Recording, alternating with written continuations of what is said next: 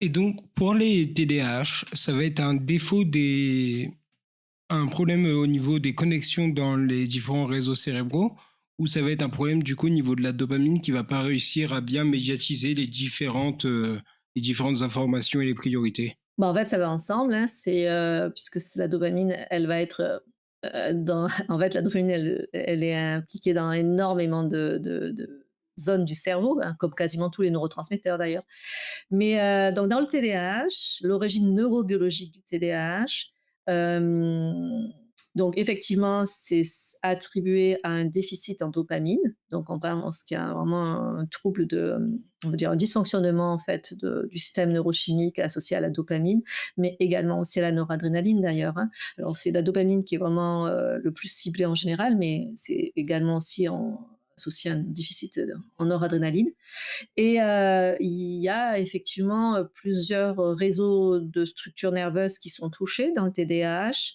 En gros, on peut les résumer à 3 gros réseaux.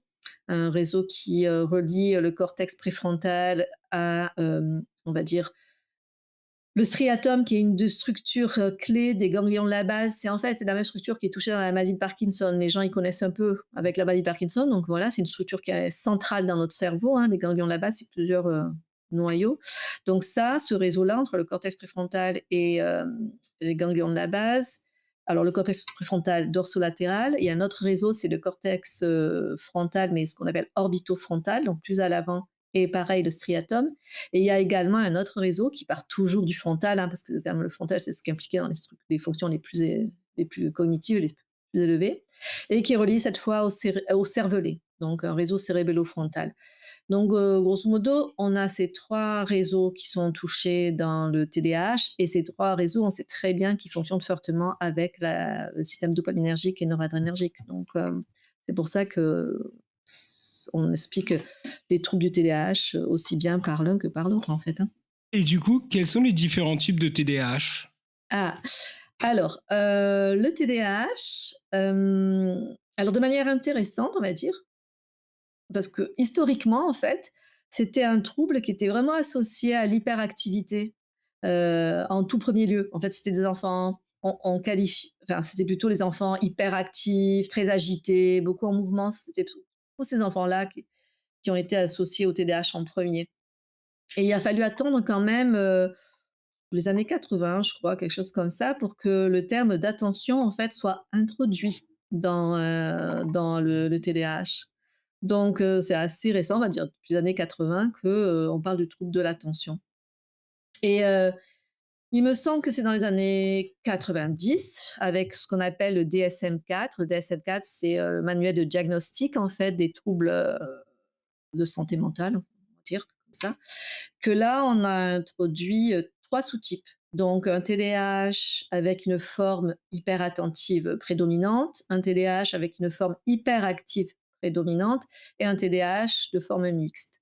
Parce qu'en fait, les 3 symptômes qui sont associés au TDAH, c'est, l'inattention, l'hyperactivité et l'impulsivité.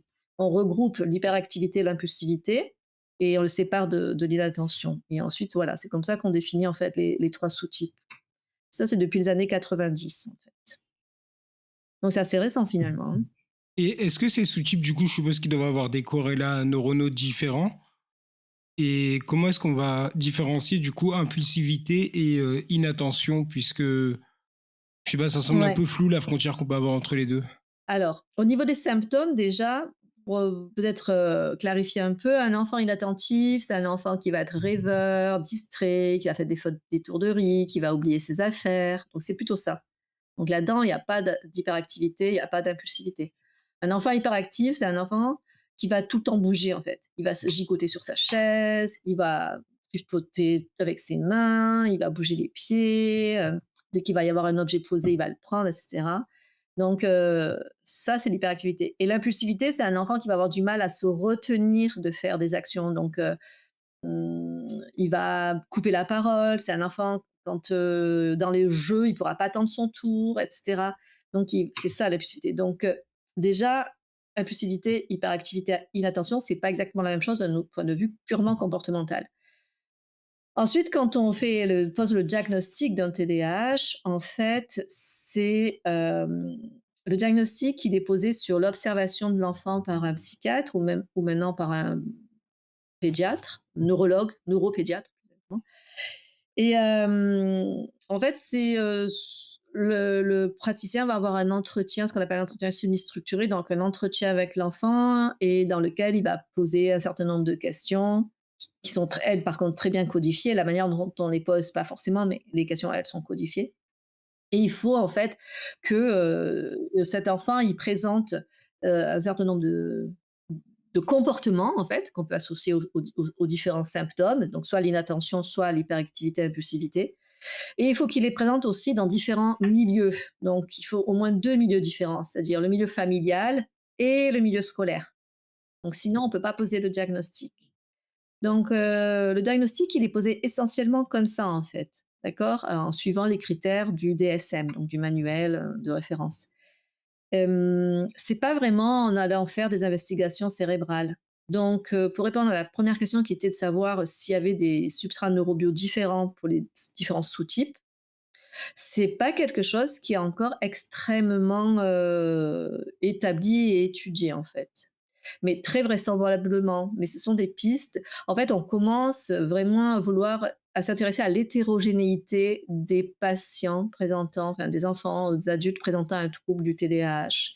Mais c'est difficile parce qu'il faut avoir des très grosses cohortes pour pouvoir faire des sous-catégories, et cetera, dans les études. Donc dans les études en général, justement, le gros problème, c'est qu'on a des populations souvent très mélangées et donc en fait, on traite un peu tout le monde ensemble alors que, quand même, il est plus que probable que justement, il y ait des différences neurobiologiques associées à ces différents sous-types, c'est sûr, et qu'il faudrait les traiter certainement différemment aussi ensuite au niveau thérapeutique. Mais il y a pas énormément, d'études là-dessus parce que c'est compliqué en fait, d'avoir des cohortes suffisamment importantes pour faire ça. Et le diagnostic est pas posé en lien avec la neurobiologie, il est posé uniquement, en fonction du comportement et des symptômes présentés par la personne en fait. Après, on peut, dans des centres un peu plus experts ou quoi, on va pouvoir faire compléter le diagnostic du praticien avec des tests neuropsychologiques, des batteries de tests un peu plus complètes, avec des tests qui vont cibler un petit peu les différentes fonctions, ce qu'on appelle les fonctions exécutives, mais voilà, pour affiner le diagnostic. Ça, quand on peut faire ça, c'est mieux, c'est encore mieux. Oui, parce qu'en fait, c'était ça ma question, c'était que s'il n'y avait pas de batterie de test ou d'autres tests neurobiologiques, etc., je me demandais comment est-ce qu'on se protégeait, enfin, comment est-ce qu'on s'assurait que c'était bien un trouble de l'attention et que c'était pas une sorte d'anxiété forte ou un autre trouble qui viendrait causer le trouble de l'attention parce que trop de stress ou etc. Mmh, mmh, mmh. Bah, alors voilà, donc déjà, c'est bien quand, on peut compléter, avec des tests neuropsy. Donc les tests qui vont, eux, chacun cibler, notamment cibler l'attention, cibler, l'inhibition qui est dessous, l'hyperactivité et l'impulsivité. Donc aller enfin essayer de cibler le mieux possible, on va dire. Donc il existe quelques batteries de tests quand même, mais qui sont pas toujours faits, hein, quand on pose le diagnostic. Il faut bien avoir conscience. Ça, c'est que vraiment quand on est, en général, notamment suivi à l'hôpital, dans un service où il y a des neuropsychologues qui font ce travail-là, donc c'est pas toujours le cas. Ou alors ça peut être un psychiatre, un pédopsie qui demande aux parents d'aller voir une neuropsychologue, donc c'est vraiment pas toujours le cas. Mais la question, elle est intéressante parce que le TDAH, il est aussi associé à beaucoup de comorbidités, c'est-à-dire de troubles autres et notamment, le trouble de l'anxiété, ça en fait partie. Donc les médecins aussi s'assurent, en fait et balaient lors de leur entretien et balaient les autres, comorbidités les plus classiques et du coup, pour affiner le diagnostic. Quand, le praticien, voilà et en général, il prend le temps aussi de faire ça et souvent il pose un diagnostic du TDAH en mentionnant les comorbidités associées. Et du coup, quelles sont les options de traitement et sur quel mécanisme est-ce qu'ils viennent justement faire levier? Très souvent, première intention actuellement, c'est la médication qui est proposée aux parents. Donc bon, je dis les parents parce que c'est vrai que c'est souvent des ados, hein, des enfants qui sont vus, c'est plus rarement des jeunes adultes et c'est problématique d'ailleurs. Mais ouais, donc la première, c'est la médication et dans la médication, en fait, ça va être des molécules qui vont justement cibler, la dopamine dont on a parlé et la noradrénaline parce que, voilà, il y a quand même, pas mal de données qui montrent maintenant que ça améliore le comportement des enfants, ça réduit les symptômes d'hyperactivité, d'inattention. Donc, la molécule active, c'est en Europe, c'est le méthylphénidate et ça agit, on sait, sur la régulation de la dopamine, notamment entre les ganglions de la base dont j'ai parlé tout à l'heure et le cortex préfrontal. Et après, voilà, donc ça, on sait que ça améliore, mais il y a encore beaucoup de parents qui sont résistants à ce qu'on donne des médicaments à leurs enfants. Puis il faut vraiment aussi savoir que ces médicaments, ils ont des effets secondaires, donc ils peuvent provoquer des troubles de l'alimentation, du sommeil, des troubles de la croissance, même en lien avec des réponses hormonales, etc. Donc voilà, il y a des parents il y a des enfants qui ne le supportent pas bien, il y en a qui le supportent mieux, mais c'est parfois on et puis il faut arriver à trouver le bon dosage, ça prend un peu de temps, donc ça aussi.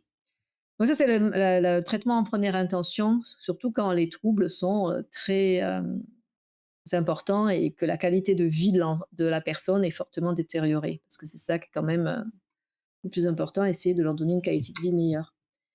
Mais à côté des traitements, médicamenteux, on essaie de développer aussi des traitements, autres, donc alternatifs. Notamment, alors, au départ, il y a eu un engouement pour ce qu'on appelait l'entraînement cognitif. Donc en gros, c'est on va présenter des exercices à la personne pour entraîner, notamment dans ce cas, l'attention ou l'inhibition. Donc les 2 processus sous-jacents aux symptômes. L'attention, l'inhibition, donc les fonctions exécutives de manière plus générale également. Mais et en fait, pardon, on surentraîne la personne, sur des tests qui mobilisent ces processus et on espère que ça va transférer ensuite à la vie quotidienne. Bon, c'est pas très c'est le transfert, c'est pas quelque chose qui est toujours, démontré, on va dire. Donc petit à petit, il y a une évolution et maintenant, il y a d'autres manières de faire, c'est ce qu'on appelle les thérapies cognitivo-comportementales, où là, en fait, on va plutôt, agir sur les processus liés à la récompense et donc renforcer les comportements positifs. Donc pour amener l'enfant petit à petit à s'autoréguler tout seul, on va lui donner, des outils qu'il va pouvoir utiliser dans son quotidien. Donc ça, c'est, une autre démarche et puis alors dans ces techniques-là, enfin dans cette famille-là, on va dire, on met aussi ce qu'on appelle, on essaie d'inclure pas mal les parents parce que donc, pour, faire de l'apprentissage aussi au niveau de l'enfant, mais aussi au niveau des parents, on donner des pratiques, vertueuses, on va dire, pour, renforcer, les TCC.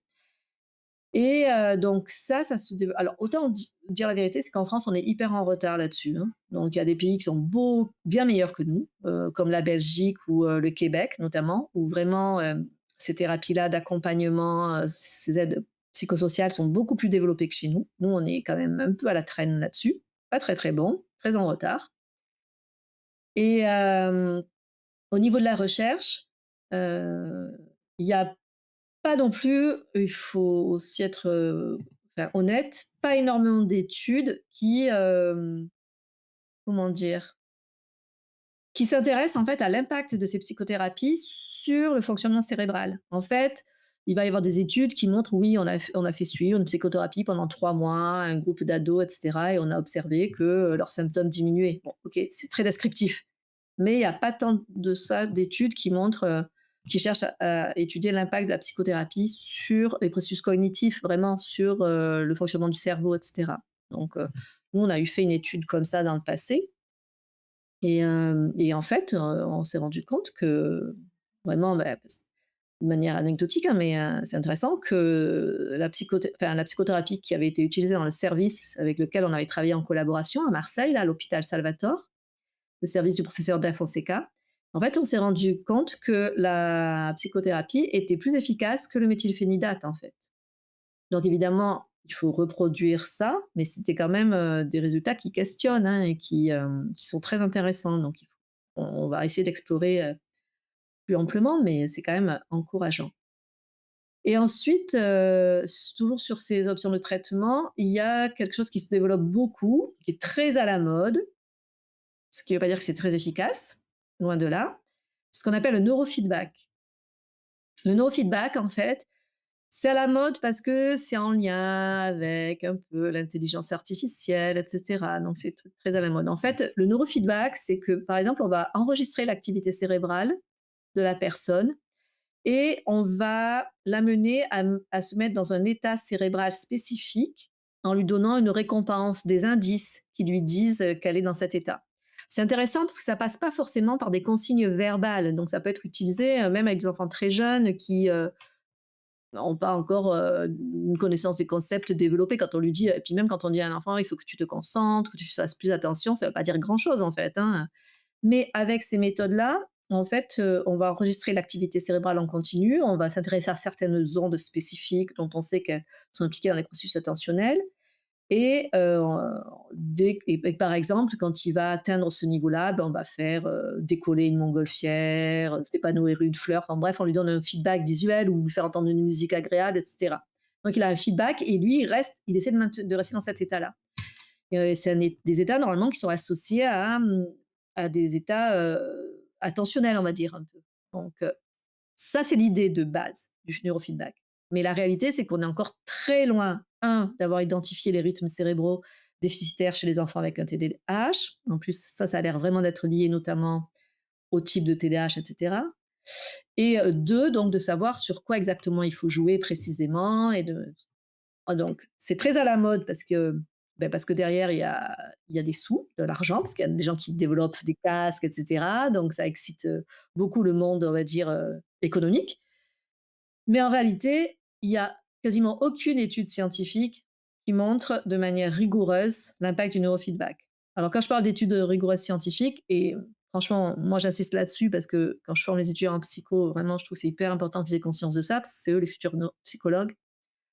C'est que, en fait, si on fait des études en double aveugle, c'est-à-dire qu'on ne sait pas si l'enfant a reçu un neurofeedback, un traitement, un placebo ou pas, et la personne qui évalue les symptômes de l'enfant ne sait pas s'il évalue un enfant avec un TDAH ou pas. Ça, ce serait le protocole scientifique strict, d'accord? Eh bien, les études en double aveugle, il y en a quasiment aucune qui rapporte un effet bénéfique du neurofeedback. Donc voilà, ça, il faut quand même en avoir conscience. Mais dans tous les cas, si on progresse dans la compréhension de déficits cérébraux liés au TDAH, ça peut être une piste à explorer, dans le futur.